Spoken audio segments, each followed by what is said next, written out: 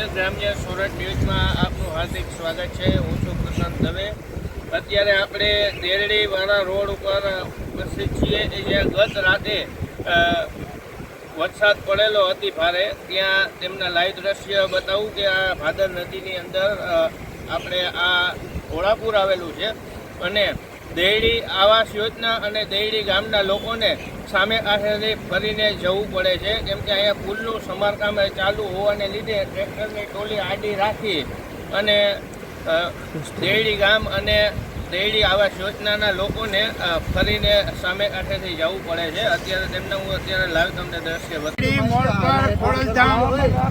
જવા માટે રસ્તો અમે જિલ્લા પંચાયતમાં ત્રણ મહિના જે પૈસા ભરેલા છે, તોય છતાં જીવીસીએલ વાળાએ ધ્યાન દઈને એની લાઈન ફેરવવાની હતી, ફેરવી નથી।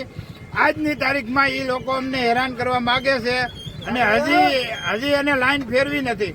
બીજા નંબરમાં આ 3 ગામ ખોડલધામ જેવું અને વિદ્યાર્થીઓ બધા એટલા હેરાન પરેશાન છે અટાણે, તો એને માટે અમે હેને આ કોન્ટ્રાક્ટરને મેં અવારનવાર કહું છું કે ભાઈ તમે રસ્તો અત્યારે ચાલુ કરી દો। એને કદાચ કોઈને તાર ઉપર છે શોર્ટ લાગે ને તો બીજીવીસીએલ જવાબદાર રહેશે ભાઈ। તમને અમે કોન્ટ્રાક્ટર તમને ખાસ કહીશી કે રસ્તો ચાલુ કરાવી દો। 3 ગામનો છે, હાલો કાંકરી નાખી તાત્કાલિક બકેટ નખાવો અહીંથી હોન્ડા વિતરથી નીકળે। આજે 1 મહિના જેવો સમય થઈ ગયો।